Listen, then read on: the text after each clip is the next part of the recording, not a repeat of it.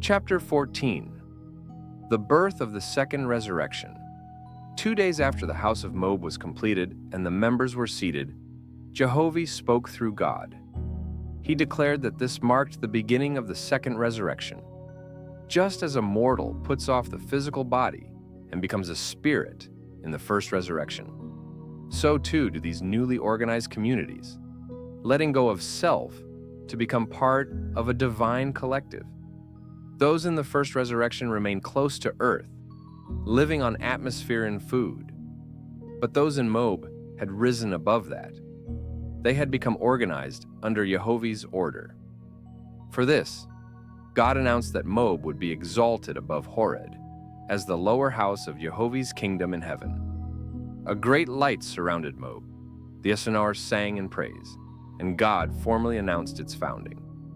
Messengers carried the proclamation to the far reaches of heaven. Hadja was crowned as sub-god of Horeb, and his name, Jah, was spread across heaven and earth. Chapter 15. Structuring the communities. Hadja then called forth representatives from all the heavenly communities, those who worked in food, clothing, healing, education, and communication. He declared that those who had labored well and grown beyond self-interest would be promoted. Hadja divided each community into 2 groups, Maga and Minga. Maga would be the promoted laborers, preparing for the second resurrection and working in harmony with Moab. Minga would continue tending to individuals and newly risen spirits, those still tied to personal matters. Hadja appointed judges to organize these changes in Jehovah's name. Chapter 16. Earth purified, heaven prepared. It had been 130 years since Horeb was founded, and both the lower heavens and the Lord's kingdoms on earth were now fully established. Earth had entered a new region of Ethereal space, known as Oahspe, home of the Osirian Shrevars. These advanced beings assessed Earth and saw it wasn't yet fully ripe. They ordered a cleansing. Fire, brimstone, iron, and phosphorus rained upon Earth to purify the lower regions. God was forewarned and passed the warning to the lords, who directed protective spirits to move the faithful away in time.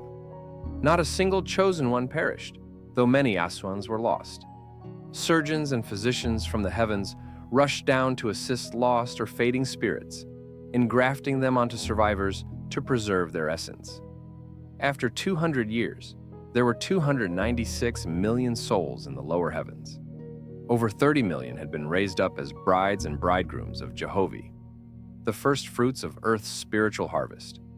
The 6th generation of the fallen angels' offspring had completed their earthly bondage. God summoned Moab for a great revelation.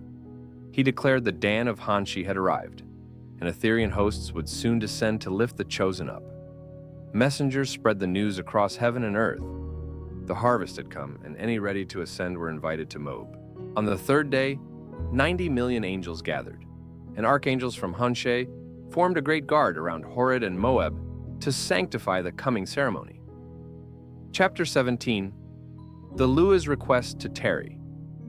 The Luas, guardians of mortal lineage, formed a council and appointed Gawasa to speak.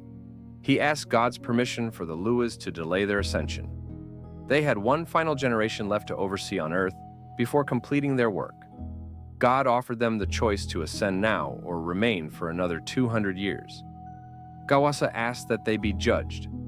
God told them, if they left with unfinished work, they would live in regret.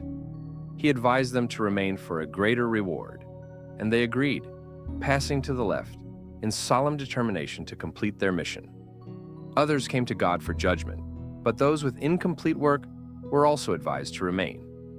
In total, 70,000 Ethereans, eligible to ascend, volunteered to stay for another 200 years, including the 5 lords, Hadja, and many women helping with fetal development in the Western Division under Haga.